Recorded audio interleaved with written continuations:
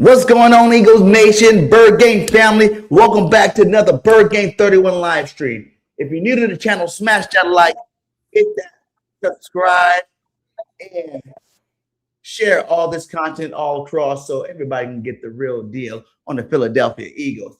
Today, we got special guests joining us. We got Brother Shy from Midnight Green Mafia. We got a loaded show for you guys. We're going to talk about the A.J. Brown, Jalen Brown cousin scenario.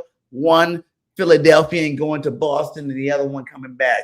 You know, we're going to talk about players on the roster bubble, players on the chopping block, you know, what to expect from this offense and defense, and is Jalen Hurts going to return back to MVP form?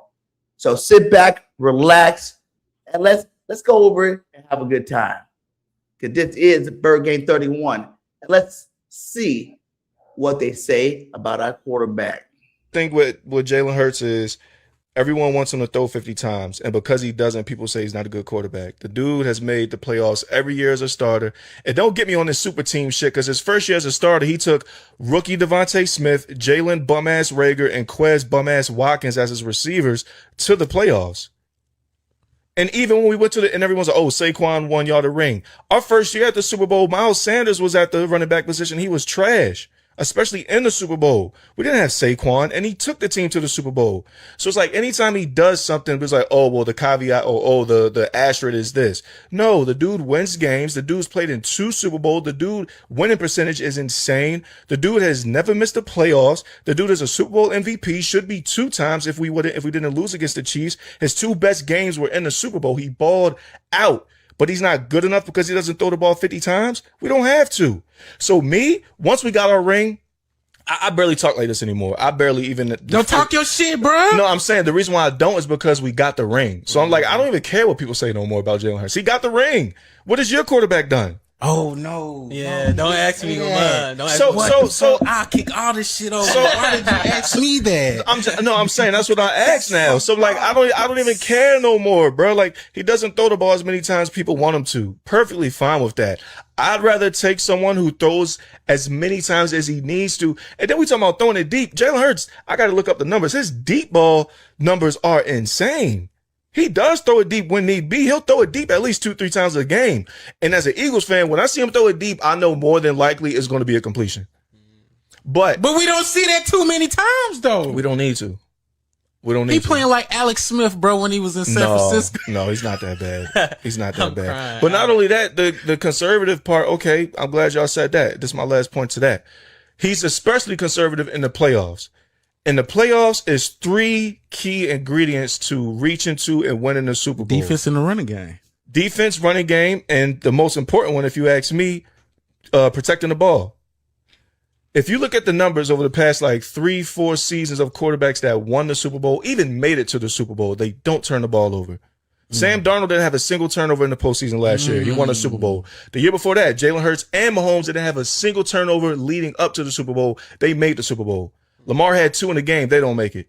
Josh Allen had 3 in the game last year. They don't make it. And people wonder why. You got to protect the ball. How about our quarterback? How about our quarterback? I'm your quarterback. He's a stud. He is a stud. I knew he was going to play that way. I knew it. Don't doubt him. All he does I'm is win. Birdgang 31 and I'm fly like an eagle. Hit him low, hit him high like the Eagles. Catch me on a podcast and we only talking Eagles. Dallas still sucks and ain't nothing like the Eagles. I'm one O-line, Jalen Hurts top 5. Run it like Saquon, like I'm down Queen. Always open AJ, touchdown, say. Strap him up like the Jean, sack him up, Zach Bond. On the road to victory, yeah. We gon' run your Eagles spot. Hit him low, hit him high. Hit him low, hit him low, hit him high. We gon' hit him low, we gon' hit him high. We gon' hit him low, we gon' hit him high. We gon' hit him low, we gon' hit him high. We gon' Birdgang 31 is a host, man. Bringing Eagles to your door like the postman. Make some noise if you a real Birds fan. Make some noise if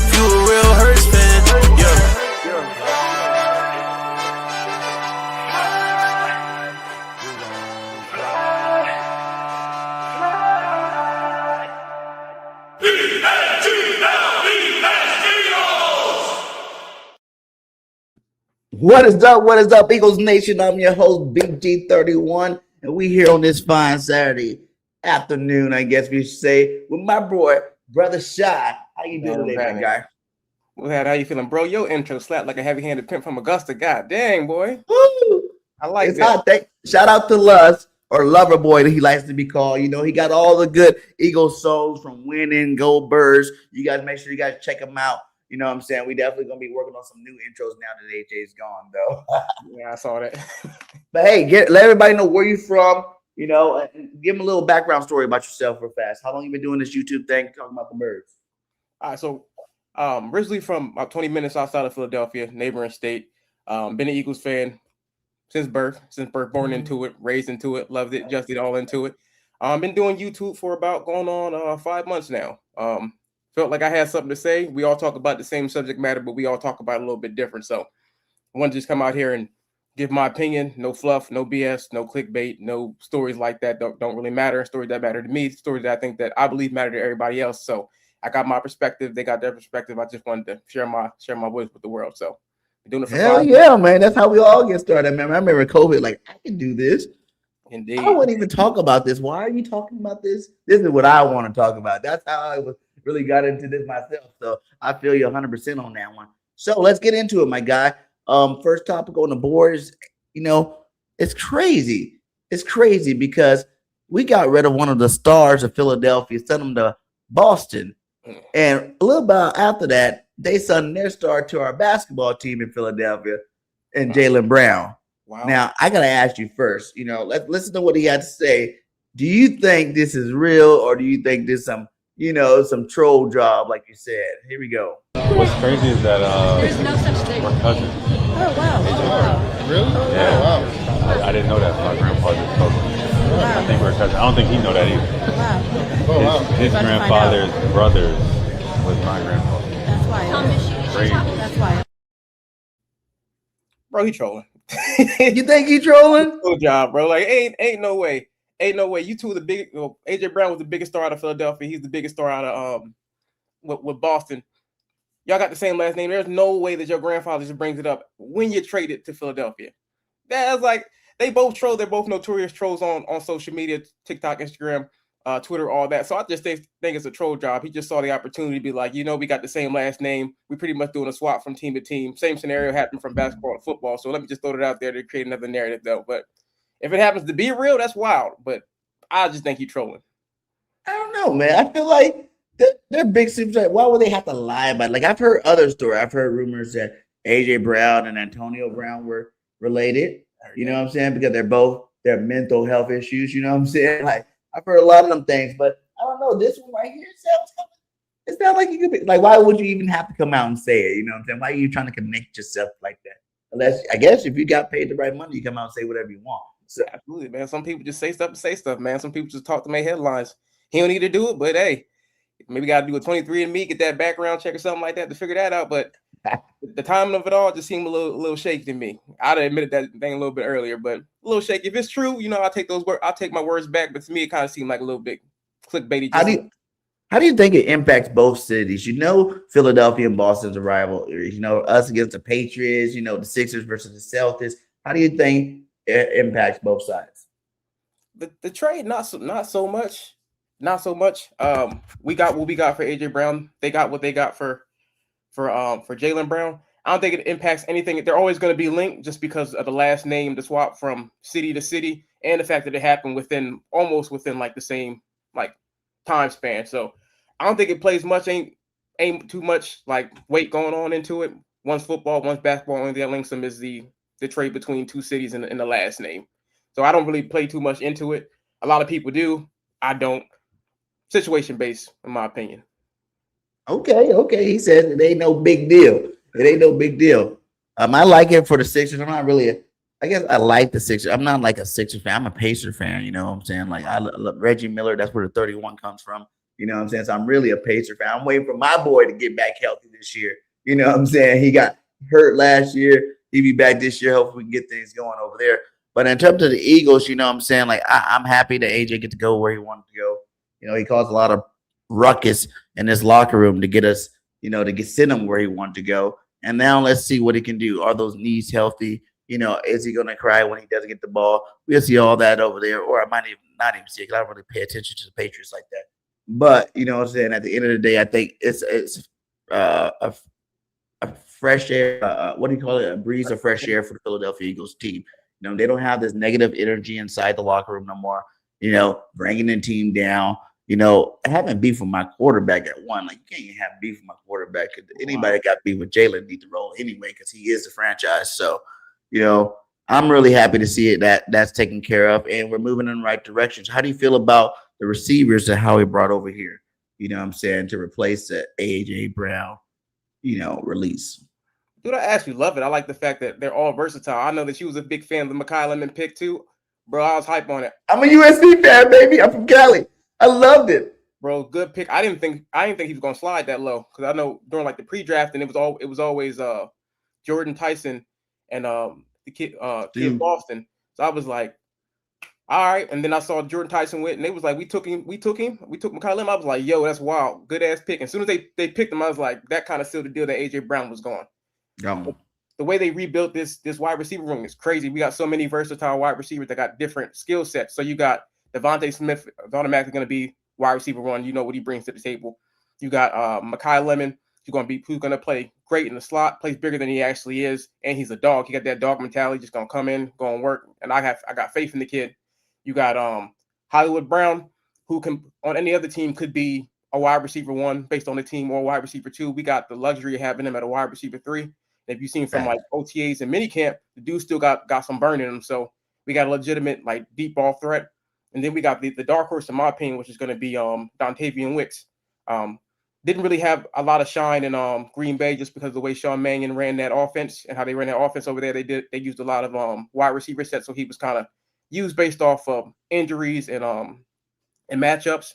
But Sean Mannion believes in the guy, so they bought him over, and he got paid. Got 1 year and assigned him to, I believe it was like $12 million. So I think he's going to have a bigger role in our offense also. And they said he actually plays in the mold of an AJ Brown. A lot of yards after the catch and physical. So I like the way it's built. I like the way that they rebuilt this wide receiver room to kind of make up for the production for AJ Brown. And then you got a couple of dark horses in Johnny Wilson, who I want to see him thrive and succeed. You kind of got AJ Brown Jr. and Darius Cooper. And then you got Elijah Moore, who's the only one who's kind of on the outside on that bubble, who has actual NFL pedigree and actual NFL production. So we got a lot going on in this wide receiver room. Howie Roseman didn't sleep on the fact that AJ Brown was going to be gone, and he made moves immediately to kind of rectify that. So I'm excited to see what we do and how this new offense is going to be run with these guys, and the versatility that we have is amazing. So looking forward to the season and looking forward to seeing what these wide receivers can do. And I think more importantly, from the players, that we brought in, I think it's more the scheme that we brought in. You know what I'm saying? Like AJ, that's the old school, two receiver heavy, like you're focusing on those guys. Like you look at what happened to Dotson the last couple of years. He got no targets, for the most part. AJ, Smitty, Goddard, Saquon. You know what I'm saying? We just kept that cycle rotating every single game. And I think now, well, we haven't seen it yet, but now what Manning is trying to bring is going to be a more diverse, kind of like what we've seen in Green Bay. But I feel like Smitty will automatically get the love that he gets this year because he's earned it. They're going to make sure they feed him the ball too, not force feed him like AJ, but give him enough looks and targets to make sure he's going to have a successful season. It's going to be a spread out offense, man. Like I loved what we did with now we got 2 good tight ends out there. You know what I'm saying? We got 5 good receivers. We got 3 good running backs right now. You know what I'm saying? Like we got a stacked offense, but the key to it all is this offensive line. We got to get Saquon back rolling, and I think with a healthy offensive line, that's going to open up this whole offense to another level that we have never seen as Eagles fans. You know what I'm saying? Like we've been looking every Sunday for the last since Nick Sirianni got here, for the most part, even some of the Kelly Moore years, even the Steichen year. And there's always just seemed to be that little glimpse of like, why can't our offense look like the other teams? Why we got to have this stale offense? Why it always can be good in one half and not the other? Like, why can't we go through a whole game looking, like a crisp offense? And I think the schemes that Mannion's going to be bringing to this offense is going to help our team look more like that. Yeah, agreed. He comes from that Shanahan, McVay, LaFleur tree. So hopefully he can bring a lot of that West Coast offense over to the East Coast. And we got the personnel to do it. So like you said, it's going to be a big scheme change, and if the offensive line can stay healthy. I know over the offseason, a lot of those guys went to Columbia. I believe Jurgens and Dickerson went over to Columbia, got those stem cell treatments. So hopefully those guys can stay healthy, and that's the big point there. If we can keep those guys healthy, right? If Lane Johnson can kind of come back from that Liz Frank injury and be the force that he has been, and if Jordan Mailata can kind of bounce back, because last year was a really, really bad, not bad year, but it was a down year for Jordan Mailata. So that way the run game wasn't really the run game, and the fact that everybody kind of saw how we played last year, and they kind of keyed on Saquon. So hopefully having a healthy offensive line, a different receiving attack, can kind of open up for Saquon Barkley to kind of roll back into form. So I think, dude, I'm thinking that it's going to be a big year for Saquon. I think it's going to be a big year for Saquon since we got so many weapons, healthy offensive line. If everything can just line up the way that it did previously, he finna eat this year. Who do you think, is on the chopping block? Who can lose their job by, week 1 this year from what we've done on the offseason? For week 1 this year. So I'll start defense. I'll do offense and I'll do defense, but I'll start with defense. So it won't be, this was not a shocker to anybody, but I'm gonna go with Keely Ringo. Keely Ringo's on the chopping block. This is his 3rd year coming into the league, being in the league. And he's showed us nothing. So we had last year where we lost to Darius Slay in the offseason. He went to Pittsburgh and he got paid, and it was Keely Ringo's role to win. And he went out there and he lost it to Adoree Jackson. Adoree Jackson outplayed him. He doesn't really have the skill set to be a corner at this point. He doesn't have the instincts, and he's always out of position. He has all the physical attributes to be a good cornerback. He's big, he's imposing, he had the speed, but it just never translates when he gets on the field. He gets beat all the time. Cats get behind him. He gets mossed, and you shouldn't be getting mossed when you're that big. His saving grace would be like, his saving grace is kind of like special teams, and we have they just bought in cat's name JT Gray from the Saints. So he might just be there to replace Keely Ringo, and then we still got Jacorian Bennett, who I'm not really high on anyway, but he kind of played. When he did play better than Keely Ringo, and they just signed the older Jonathan Jones from the Patriots. This dude's been in the league 10 years. He's not like elite, but he's not slowing down. He's never out of position. He plays with great technique, and he's a two-time Super Bowl champion. He's a cerebral player, so even if what he can't make up on like the physical side, he makes up with the way he thinks and his technique. So Keely Ringo was on the outside looking in. I don't know if you saw I know you saw it the last game of the season where we were playing for the 2nd seed, and he was getting worked. And in the end zone, the quarterback hit him with that double move. He went one way, the other way, and ran in for a touchdown. Yeah. Dude, that's not how cornerbacks play in Philadelphia, dude. So for a long time, I was rooting for Keely Ringo. For the longest time, I was like, he has all the physical attributes to be a great cornerback. But once he gets on the field, you don't see it. And then he cut his hair off, and everyone's like, "Oh, it's Keely Ringo season. He about to bounce back," and he was worse. He was worse than he was when he had hair. So Keely Ringo's on. For the defense, Keely Ringo's on his way out. Plus the fact that the Eagles still have, I think, about 27 million in cap space to go out and sign somebody if they want to. So they can trade him. They can trade him somewhere else and bring somebody in. And the fact that a lot of people are kind of comparing him to a what's Bull's name? They're comparing him to a Josh Jobe over in Seattle.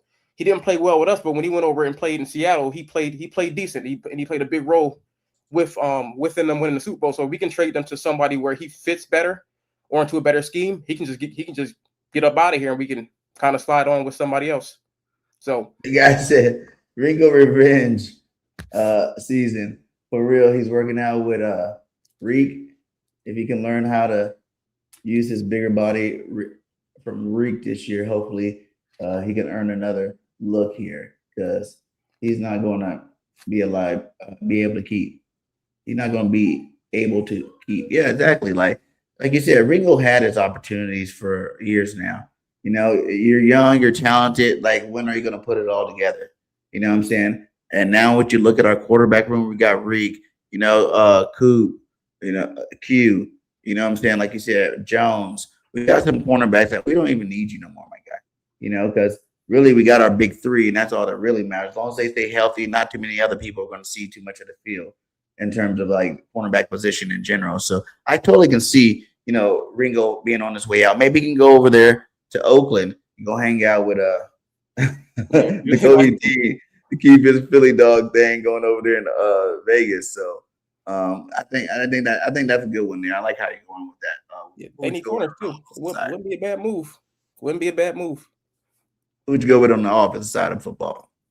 So offensive side of the football, I'm going. If we can keep with the running game, I'm gonna go Will Shipley. Ooh, Will Shipley, yeah. pretty much for the same reason, right? It's his third year in this offense, right? He was slated to be running back 2 behind, of course, Saquon is the standard. Then we had Will Shipley, then we had AJ Dillon. Then the trade for Tank Bigsby kind of threw him out of favor. Tank Bigsby is running back 2. He's running back 2. So right now he's fighting for that third running back spot, and we just signed a Damian Pierce and with the cat from he played with the Niners, right? Niners, Elijah Mitchell. Yeah, we just signed Elijah Mitchell, and those guys actually have, once again, they have production. I know Damian Pierce had that 1 year where he had almost 900 yards, and he was the man with the Texans. And Mitchell did something similar also. He just dealt with a lot of injuries, but these guys are like tried and true, and they're like proven. Will Shipley's kind of like fool's gold. Like he shined for a little bit, and then he just kind of like disappeared. Like I think he had like 44 career carries, a little bit under 200 yards rushing through 2 seasons, and that's not. And I think we took him in the third round. We took him in the third round, and that's not kind of the third round production you're looking for. So his saving grace, once again, just like Keely Ringo, was that he played special teams. And even on like kick returns and punts, he wasn't really that good. We got Britton Covey back, so if he stays healthy, we can keep him. And then you got Damian Pierce. He can run back on punts and kickoffs. You got Elijah Moore who can do that also. So if you got all these other players who can do that, we don't really need you. We don't really need you for special team. And the fact that we signed all these people from the previous draft, like they're not gonna start, and you make your bones on special teams. So he has to have like a stellar camp for him to be considered for the 53-man roster. And you got other teams who actually need running backs, like with the whole Josh Jacobs thing that happened over in Green Bay. They need a running back, and Will Shipley he's not like Josh Jacobs, but they kind of run in that same mode. So if the Eagles could kind of be like, hey, you guys need a running back, we got a running back full room. How about we throw you Will Shipley? You give us a later draft pick and make that happen. So I'm thinking that's what I'm thinking. I'm thinking he's not going to outsign Saquon. He's the starter. Tank Bigsby's obviously the second choice at running back. So you got to outshine those 3 other guys who've already went out there and they've already proven that they can produce in this league. So I think it's kind of an uphill battle for him. And once again, he'd have to make the team through special teams. And at this point, you have other players out there who you just signed that you can pay for cheaper. And if you can move on Will Shipley while you can. So in regards to offense, I'm saying Will Shipley is the guy who's on the out. I like it. Hey, shout out to 50 Up being here from all platforms. We're live on Facebook, X, YouTube, both channels. Make sure you guys hit that like, hit that follow, hit that subscribe wherever you're watching this from. And go around, check out, follow us on all social media platforms. Let's get us going, guys. If I had to say offense, I'm gonna throw a shocker out there. I think it's a possibility that we might see either cut or traded like a Calcantara. You know what I'm saying? We've been keeping Grant for a while. And late. When Dallas went out, I will say, I think it was last year. No, Dallas didn't really get hurt last year. I think it was the year before. Dallas went out and Calcantara came in. He made some good catches. He showed that he could be a nice, tight end in the game. But if this Eli Flowers is anything we hope that he is, you know what I'm saying? He won the tight end award, the Mafia award, as the best tight end in college football. Pairing him up with a Dallas Goedert would be nice. And then we also got Mudd over there from the Vikings, who's a great blocking tight end.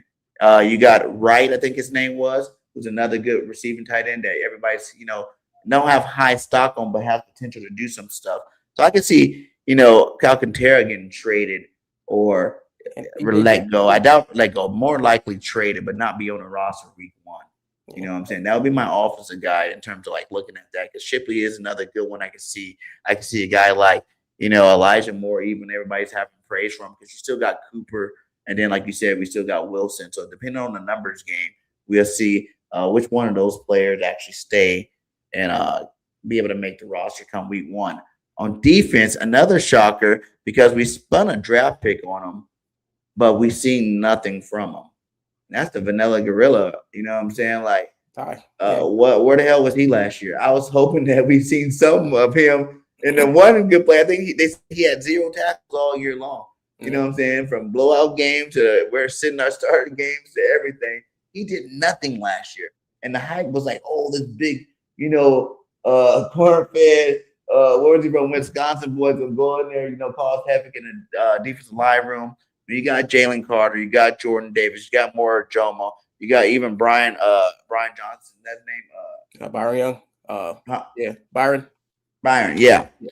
That's 4 good DTs right there. And then you got Umar, from Nigeria, who's coming on strong. Everybody keep talking about it. We start thinking maybe we see him play in 2 or 3 years. But what you're hearing from reports and people watching this guy, he's a freak. He's big as hell. He's a freak. He's out there and he's learning the game fast. So that 5th spot, the guy that doesn't play very much, could actually get taken up by a guy like Umar. You know what I'm saying? If he continues the process, he got till September. You still got 3 more months. It ain't hard to say, go get ball. You know what I'm saying? Get your big ass up there and go get the ball. So I think that he is definitely a guy that it looks like he's on the rise, man. And I think that's the Vanilla Gorilla, man. He's going to have to show something in training camp to really keep a roster out here. This team is tight. We got a lot of talent on this team. We're pretty deep at pretty much every position, maybe except for safety, and that's debatable the way these guys are out there working. You know what I'm saying? You watch that video where they're working? Yeah, it looked good. They look good. I gotta see it in game though. I gotta see it in game. But yeah, man, I forgot about Ty Robinson, dude. That's you right, man. They came out, big frame, big boy finna kill some space, and then nothing. I think he had that one show out when they played the Bengals in preseason where I think he got a sack or a tackle for loss, but other than that, kind of lost favor with Vic Fangio. So I agree with you. I just forgot he was there. Yeah, that's what I'm saying. And we just drafted him. So it's not like he's been on the team for like 5 years and it's like, oh, you know what I'm saying? Like he did something. We just drafted the kid and he's already becoming irrelevant, and that was something that I think the hype that he got when he first brought him on the team was just kind of like shocking to me. Like, where is this guy at? Like, he needs to come show us something this year. So we're going to see how that goes too. What else we got here? Which player is ready to explode this season? Give me one from both sides. So I'm gonna go offense, right? Even though he's not the starter, I gotta go Tank Bigsby. Bro, I like Tank Bigsby. I like Tank Bigsby a lot, dude. In 2025, he didn't have a lot of carries, but he produced on those carries. He had 58 carries, 344 yards, and 2 touchdowns in 2025. And that's with Kevin Patullo kind of like blocking his shine. Like I ain't even get that. Kevin, I'm glad. One thing, I'm a kind of sidebar. I'm so glad Kevin Patullo's gone. I know you glad too. It was like every time he saw him do something positive, it was like, let me put him back on the bench.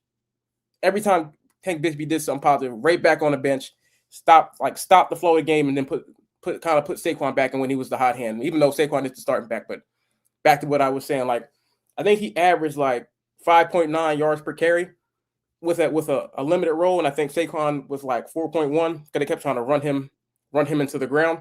But I think that with this new offense, the way that Sean Mannion weaponizes running backs, you're not just going to be a carry out the backfield. He has people catching also. He did that a lot with Josh Jacobs. And not to be like biased, but Tank Bigsby is a better catcher than Saquon Barkley. And we've seen it.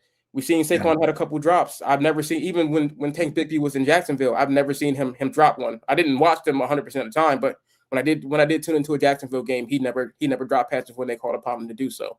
The dude's a dog. He fights for extra yardage, and it's really, really hard to take him down. Really, really hard to take him down. He has like that build of a not the build, but he plays like Eagles throwback, kind of like a LeGarrette Blount. He plays like smash mouth football, and I love it. So I'm thinking with this new offense, the way that Sean Mannion has everything set up, the way how they run this West Coast offense, I think that he's still going to be the secondary running back, but I'm sure that he's gonna be like the breakout player for the offense. And I think this is his last year on his contract, so it's like a contract year anyway. So if he can go out there and prove that he can be a force to be reckoned with, we can either choose to kind of sign him back and kind of have like a 2-headed rushing attack like they had over in Detroit with Jahmyr Gibbs and David Montgomery, because that's something that I kind of like. Or it's pretty much just for another team to say, hey, I am running back one. If you need a running back one, I'm that guy. So he's gonna go out there, he's gonna eat because this is the year for him to go out there and get paid. So with his running style, this new offense, and the fact that it's a pay up year, I'm pretty sure that Tank Bigsby is gonna go out there and eat with the opportunities that he's given. I love that, dude. Tank Disney is a beast, and I think he definitely getting more carries this year. We can just put that out there. You know, what I'm saying? They want to go and keep, especially early in the season. I think they want to see what they're going to want to see what they can do, and they want to keep Saquon fresh for the back half of the season. So Tank Disney definitely should have a lights out season. If I wanted to go someone on offense, I'll also say I'm gonna say it's not really going to be a surprise, but I'm gonna say Lemon. Because, I don't really feel like he's going to start, he's not going to be receiver 2 off the back. I really feel like Wicks is going to be receiver 2 off the back. Wicks knows the system.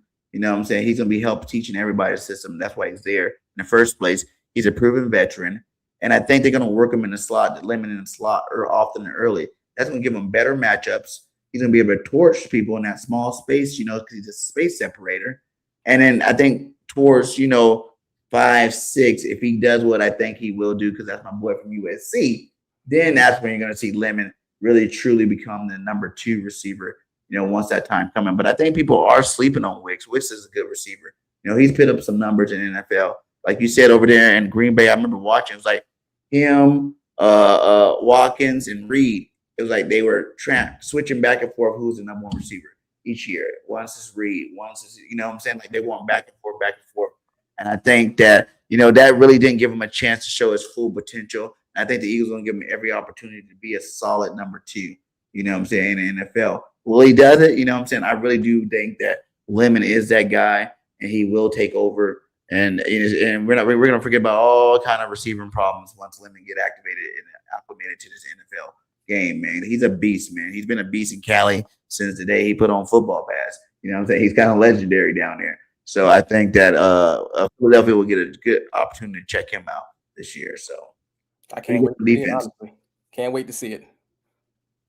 Yeah. So did offense. So defense is it's not a surprise, but a lot of people have been talking about it. But I got to go with Rick Willen. Rick Willen. He's a massive upgrade to what we had at cornerback last year. So we already got lockdown Q on one side. We got Cooper DeJean, who's going to be playing that nickel role. And then last year we had a Dory Jackson who was serviceable, but he wasn't the end-all be-all at cornerback. Honestly, I think we should have bought him back for a backup, but that's just wishful thinking. But Tariq Woolen, he brings something as a cornerback that we haven't seen in Philadelphia. That height, that weight, and that recovery speed is wild. Yeah. Like what is Tariq Woolen is what? 6'3", 6'4"? Yeah. 6'3", yeah, he's like 6'4", legit 6'4". I even heard someone say he was 6'5", but legit 6'4" for sure. That brother's big. That brother's big. 220 pounds, and he's fast. Quick hips, quick off the swivel, and recovery speed if he does get beat. I saw a game where he was a game in Seattle where he played the Bengals, and Jamar Chase kind of got behind him, and he recovered real quick for a breakup. So that's something that we haven't really seen in Philadelphia. And the fact that everyone's been talking about him this offseason, from OTAs to minicamp, beat writers have been like he's been the breakout player on the defense. They said that that he got an interception on Hurts during minicamp. They said that he blanketed Devontae Smith during the last day of minicamp also. Minicamp, and he's doing these things with minimal continuity with the team. So imagine what's going to happen when they actually go into the training camp. They put these pads on, and he can get up on people, feel what it actually feels like to play against somebody in our offense, because most of our wide receivers are elite, and they have that different skill set. So I'm just excited to see what he does. And just like Tank Bigsby, Tank Bigsby wasn't signed, but they only signed him to a 1-year deal. So this is also another prove-it year for Tariq Woolen to go out there to prove that I can be cornerback 1 on any team, or it's another audition for the Eagles. So we shall see. And the fact that he played well with Seattle when they played in man. Yeah, they didn't play man. They didn't play man much in Seattle, but when they did, he was elite at it. And Vic Fangio said that they're going to start playing more towards Tariq Woolen's strength. So I'm thinking that we're going to see a lot more man too. So if we can do that, bring out his strengths and his talents, I know Tariq Woolen's going to be a breakout candidate for the defense. I know an easy answer would have been like a Jalen Carter or a Jordan Davis or any of those guys or a Jahad Campbell. But I think that Tariq Woolen's going to be the breakout star on our defense. I was gonna say the other one, Jalen Hunt, my guy. He's hunting. He's hunting. I love what I seen that video they posted with him and Trent Cole. Remember, Trent Cole loved to hunt, and now we got Hunt in the same number. And this Bulls has got better and better every single year. I think this is gonna be his explode season. You know what I'm saying? I think everybody's focused on Bernard, like you said, my boy JD, my boy JC. But it's gonna be Hunt's year, and this is another one of those guys who you think is gonna get replaced on the depth chart. It's gonna be Nolan. I think that Hunt will replace Nolan on his depth chart, and it's not gonna be as much of a rotation everybody thinks it's gonna be. You normally rotate those ends a lot, but I think that Hunt's young enough to keep him on the field a lot longer, and I think he's gonna really light up this year. I'm saying he's gonna get at least like 8 sacks this year. You know what I'm saying? I know that's not a lot, it's not double digit. Because you're going to have Bernard over there getting double digits. You're going to have, hopefully, Jalen Carter over there getting it. Everybody's going to have their own little piece of the pie. But I really feel like Jalen Hunt's about to have a year this year. I just think that Jalen Hunt is different. I don't know what's crazy is that Nolan Smith with number 1, Jalen Hunt with number 3, and he's outplayed. Every year he's been there, he's kind of outplayed him. Like, I know Nolan Smith had that big burst in the playoff, but Jalen Hunt his trajectory was going up then last year. He led the team in sacks. 2 interceptions, I believe, and he's just looked better. And the thing is, he's been healthy. The best availability is available. The best, you know what I mean. You got to be available to make your case. And the kid hasn't been available. I like Nolan Smith. I like the pick when we took him out of Georgia. But living up to like that first round pedigree, he hasn't really done it. It's been inconsistent and shaky. Jalen Hunt. He came out of that draft like I went low and I got something to prove, and he proved it every year. So I agree with you.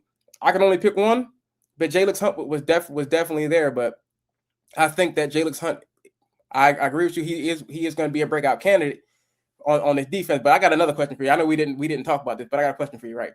Go ahead. I was talking to my boy Joe Castro at Philly the podcast. Yes, sir. We were kind of going back and forth. Like, would you make this trade? Right? I know we kind of said at defense we don't need it, but would you trade a Nolan Smith over to Vegas and bring over Max Crosby into our defensive rotation? If that's something you would do, you think we set? The funny thing about this is I was just about to ask you the same thing, but even more extreme about it. If you add Nolan Smith and Jalen Carter and send them over for Max Crosby. Nolan Smith, yeah. I ain't giving up Jalen Carter because it's gonna be just like the Myles Garrett thing. Like people don't realize even the Myles Garrett thing. You heard they were talking to the Eagles about it, but when they said Jalen Carter, they didn't want to do it. Which I feel like you should have did it for that. But you got to think Max Crosby's a little cheaper, probably be a little cheaper than Myles Garrett, and he's a little younger than Myles Garrett. So you might look at it this way because I look at it like this. I love JC, but I feel like we've been chasing him. I like looking at him, overhyping him. Like I think he's a great DT. Don't get me wrong. Like they say, he's 3rd in the league right now. Was he 3rd in the league last year? No, he was not. He was hurt last year. He wasn't 3rd in the league. Everybody keep putting him on this Aaron Donald pedestal. For me, he's never gotten us. We're still looking for that Aaron Donald. 3 years into this, you know what I'm saying? We're still looking for that complete dominance, not here and near dominance. We're looking for that complete dominance. And people are like, well, he's so good, but you look at the backup. Jordan Davis last year, to me. And I said this last year before the season started that Jordan Davis is going to be our best team moving forward from here on out. He's going to be the best because you look at things like, progression. Jordan Davis has gotten better every single year. When he came in, he was the number 1 run stopping DT on our football team, right? Mm-hmm. And all we said was with that freakish size, that freakish speed, you know what I'm saying? Like if he can just start getting sacks, now he could be one of the best in the league. You know what I'm saying? One of the best in the league. We didn't just crown him that. We just had expectation. Do your job, stopping the hole, being that big physical guy in the middle, stopping that run block. But if you do extend to that next level, the sky's the limit. You can be the best DT in the league. And I think last year and at the end of the playoff run, the year before Super Bowl run, we start seeing him hit that level. You know what I'm saying? He had more tackles, sacks. He's bigger, faster, stronger than JC. No disrespect to JC, but Jordan Davis is a beast. You know what I'm saying? If he gets any much better than what he did last year, say Jordan Davis comes out and gives you 8 sacks this year, That's the problem because he's already the best run stop and DT in the game. Now, JC, we crown him this guy because he's supposed to came out and be that pass rushing DT that you wanted. You know what I'm saying? The best in the league, the Aaron Donald type guy. He's never put double digit sacks up. I know sacks aren't everything. He gets double team. I know, blah, blah, blah, double team, this, and that, and the other. But that's just part of the game, my guy. Aaron Donald got double team, and he had double digit sacks like every single year. You know what I'm saying? Like, if you're going to compare him to a guy like this and have expectations for that high, then you got to show me a little bit closer. I want to at least see 8, 9 sacks a year. You know what I'm saying? And his double shoulder, thing he got going on there. Yeah. You're a defensive tackle, my guy. Your shoulders are a huge problem. If those things didn't come back fully healed, fully corrected, I think that's the reason why the Eagles haven't paid him yet. Because I think this is a proving year for Jalen Carter. Because you got to prove to me that you are this league guy, that you're not just a splash player type guy, and that those shoulders are healthy moving forward. It's okay if it was one shoulder. You know what I'm saying? But both of your shoulders, my guy. You see what it looks like when his shoulders aren't right.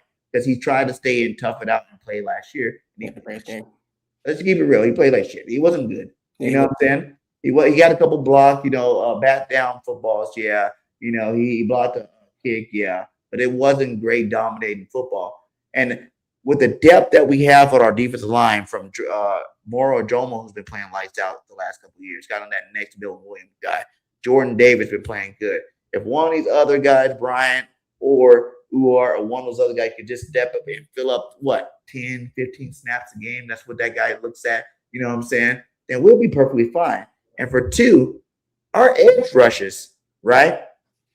I know Bernard's good, but like I said before, we can't keep banking on injured guys or guys that had down season to come to our team and become superstars. It hasn't really happened that much. You know what I'm saying? It's hit or miss with that. Like, that's not a guarantee that he's going to come in and get you double-digit sacks because he's on his defense. You know what I'm saying? That's not a plus. And then we looking at the projections of Hunt being this great pass rushing this year, and I believe he can do it. I'm pretty sure you believe he can do it. A lot of people, Eagle Nation, believe he can do it, but it hasn't been shown yet. Nolan Smith getting on a decline side. Brandon Graham hasn't got signed, so we don't even know where he's at. And then you got a couple of journeymen behind him. You know what I'm saying? Why not get a Max Crosby who's guaranteed, and Max Crosby in his defense is guaranteeing you double-digit sacks. So why not pair him up with a guy like Renard, takes pressure off Renard so he can give you that production you want him to do, you want to see from him. Then you got Hunt rotating in and Nolan Smith rotated in to back it up. Like, I feel like the defensive line will be more complete that way if you did that instead of, or if Nolan Smith is in a trade, then, you know what I'm saying, get one of these other guys back in. Plus, we got Castface to pick up another edge rush.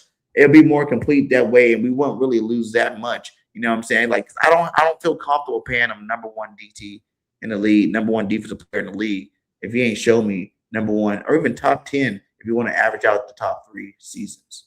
Honestly, you wouldn't even have to trade him. You got to think about the Ravens. The Ravens tried to trade for him, and they went 2 first-round draft picks, and then Max Crosby kind of failed he failed the physical. We don't know if he failed it or not. That kind of tanked the stock. You can literally get away. You can literally get away with giving them 1 first-round draft pick, and then a first round drafted player in Nolan Smith. You don't have to, dude. You can have your cake and eat it too. I don't think Nolan's good enough to get the trade done. Then give him Keely Ringo. Shit, they can have him too. I'm pretty sure they don't want him either. This is a business, guys. Yeah. I'm not hating on JT. I'm just saying, like, realistically, to get a guy to come, because the Ravens didn't do it for the physical back then. But look how many months it's been since then. Like, everybody wants to see this guy healthy. If he comes into this, when you start seeing highlights of training camp, he's out in there balling out, doing what he's normally doing, then it will be like, okay, now you're going to get him at face value. You tried to trade him when he wasn't fully healthy. He'll be fully healthy now. And now you're going to have to pay the piper. You know what I'm saying? And it's going to cost you. It's going to cost you a star player for a star player. That's how it works in the NFL. It doesn't. No one really gives up crap players for star players. You know what I'm saying? Like, that just doesn't work. You know what I'm saying? I told everybody I wanted Myles Garrett for the same reasons. And everybody, you crazy, BG, you crazy. It wouldn't even consider it. And it was considered. It just didn't happen. You know what I'm saying? Like, I understand he's younger. He has more upside. And, like, it's possible he can live up to his expectation, but he hasn't done it yet. Is where I'm at with it. Like, and I know what Max Crosby do on a day-to-day. His energy he brings on that football field to be hyped up with a Jalen Carter, bringing your Grenard. I think JD, if you ever also heard Jordan Davis talk about it after they gave him that bag, right? You heard him talk about now they're moving me to the three technique. You know what I'm saying? Now they're selling and want to see me progress here. It's because it's a plan, guys. If he can progress and be better, he was better than Jalen Carter last year. If he can be better than Jalen Carter this year, what do you need Jalen Carter for? You know what I'm saying? It's always good to have more, but you can't have an all-pro at every position. You know what I'm saying? They already signed him, so you don't have to worry about paying him for another 4 years. So even if he does gets you, what happened to Jordan Davis go out? Remember, even like what's his name, Fletcher Cox for a while. Those sacks number weren't that high. He was the best run stopper, defensive tackle. He got some sacks, just like Aaron Donald. It was Aaron Donald number one, Fletcher Cox number two. Fletcher didn't have the numbers like Aaron Donald, but he had the impact of Aaron Donald. And I think that's what Jordan Davis will do for us. I just don't. A lot of people, it's kind of like 50-50. Some people are ready to move on from Jalen Carter. I'm not ready yet. Right now, I think what is it? This is his fourth year. So we got the fourth year. They picked up his fifth year option, and then the Eagles don't really do it, but we could franchise tag him if we want to. So that's 3 years to kind of see where he is as a player. I think that the moment that we trade him somewhere else, that's when he blows up, and it'll blow up in our face. So I'm not ready yet.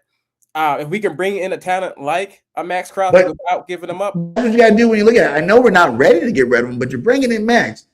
He would get forgotten, and Max comes in and gets you 12 sacks, or like the song Reddit, get you a 16 sack season. I promise you.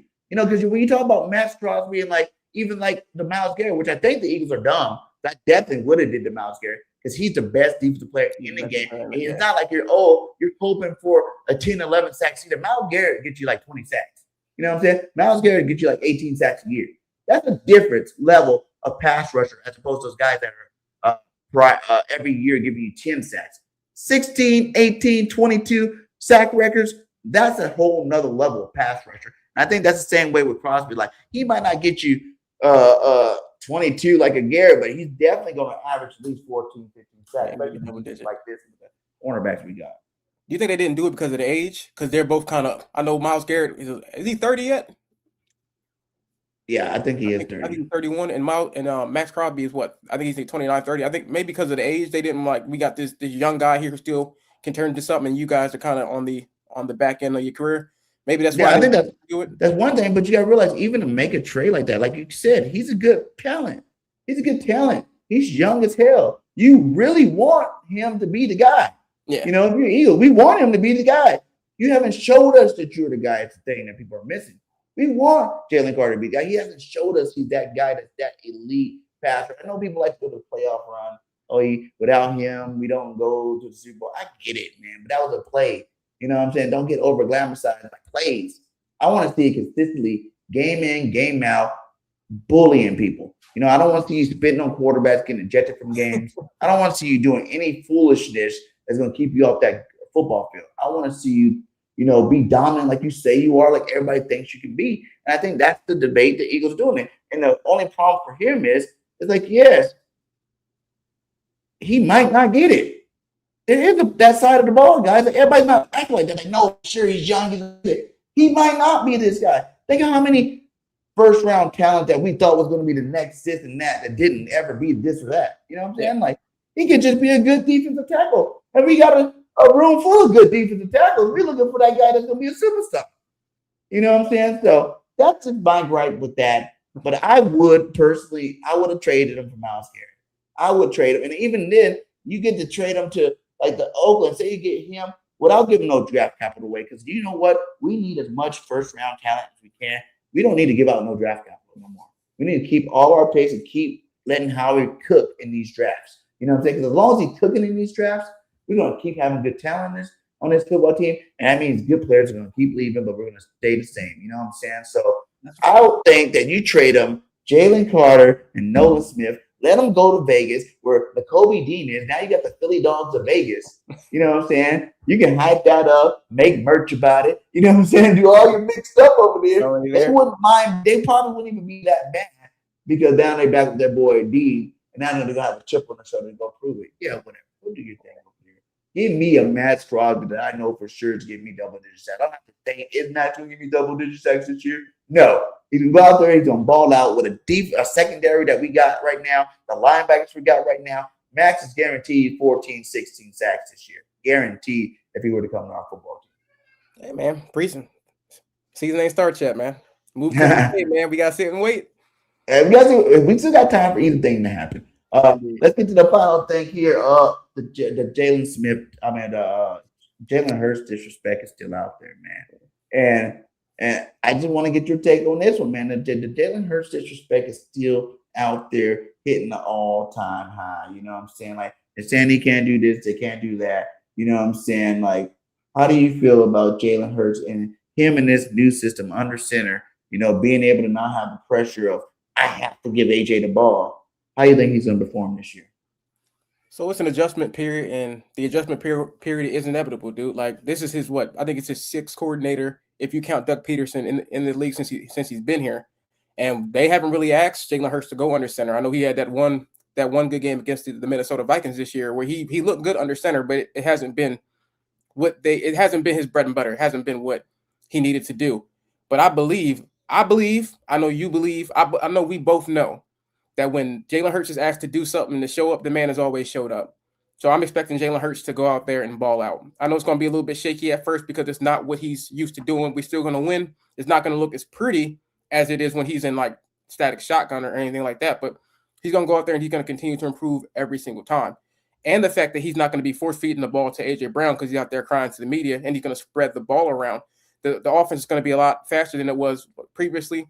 You got all the receivers on the outside, the receiving threat that's going to open up the run game for Saquon Barkley. So I know they said he kind of struggled a little bit during OTAs and minicamp against the defense, but I think before we spoke, you made the point that everyone was heading into third year of Vic Fangio defense. That continuity was already there. So you're playing against a squad who's already set, tried and true against an offense who's kind of just getting their foot and figuring out who they actually are under Sean Mannion. So I think Jalen Hurts is going to go out there.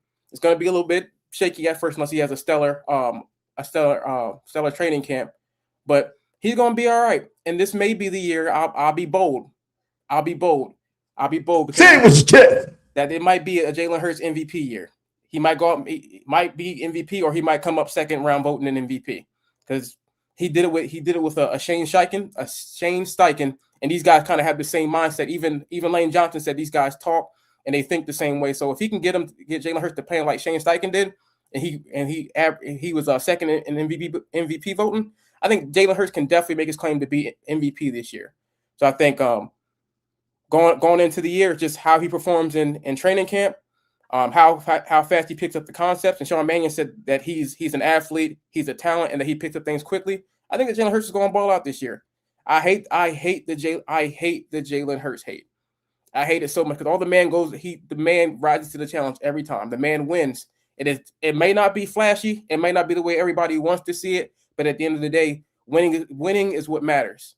And some days he has games where he throws that thing. Some days he has games where he's a little bit conservative. Some days he has a game where he can run and he can throw. But he's winning football games. And I think that it's just like he's a quarterback in Philadelphia. And it's really just trendy just to beat on whoever the quarterback is in Philadelphia. It don't matter if he's winning. It doesn't matter how he wins. But if he's not winning the way that the media wants him to be shown as winning, then they just beat him down. But to answer the question, I think that outside of Tank Bigsby, this is going to be a breakout year for Jalen Hurts. Yeah, Jalen Hurts is winning the MVP this year. I'm going to go out there and say it. You know what I'm saying? Because he don't have the pressure of having to throw to A.J. Brown while he's over there whining and crying. That's a huge thing. Like, I wanted to play this to Tom Brady really explain how that's like. We won't play the whole thing because it's kind of long, but I want to listen to what the GOAT Tom Brady said about it. Who knows what happened with the relationship with Jalen and AJ? That's kind of between them. But for you as a quarterback, how do you manage receivers and their happiness and being involved in the offense and all of that stuff? Like, what is that from your role? It's very difficult. And I think that's the only position on offense that requires a lot of extra energy and attention because the running backs are going to touch the ball. The line, they're going to be engaged in every play. The tight ends, run or pass, you're going to be engaged in every play. It's the receivers who stand, 25 yards from the ball, just talking smack with the DB the whole time, trying to figure out, all right, I ran my ass off and didn't get the ball. And how do I stay locked in and committed to the team when I don't touch the ball. And it's a hard thing. Like they're working hard to get the ball and they don't get it. So they get frustrated so easy. And I almost think like when I see these NFL off seasons, I swear to God, I think now like this is just deja vu. I've been seeing the same shit since 2000 when I came into the league. This guy this guy gets in trouble. He's arrested. This guy gets cut. This guy gets traded. This guy's unhappy at receiver. You know what I mean? It's like it's like Real Housewives of the NFL, and it's like it's the same script, and it's like over. And we just that position. It's like I almost want to like the psychology of receiver. I almost want to say like you're gonna catch 110 balls this year. Okay, you're 17 games. You're a great receiver. You're gonna catch 110 balls. One game you're gonna get 11, and one game you're gonna get 3. And the next game, you're probably going to get 11. Then you're going to 3. I can't have you like the happiest guy in the world when you catch 11 or the most miserable guy on the team when you catch 3. We got to look at it over the course of the year. You got to sustain because it is a lot of emotional energy that you put out to that position to go, come on, we got it. Come on, stay locked in. Let's go because I need you. Come on. And it's like that position takes away if you have that volatile emotional output. It takes a lot of energy from a lot of people to keep that player really stable. So you got to like try to reframe it for them and just say, listen, like you may get 3, but you're going to get 11 or you might get 11. And then, 3. It's just the way it goes. Yeah. If they're doubling Travis, you ain't touching the ball. That's the reality. If they're butching you at the line of scrimmage with the defensive end and they've got, some ridiculous athlete over the top of you, yeah, but it frees it up for other people, and you got to be cool with that. So, I mean, it's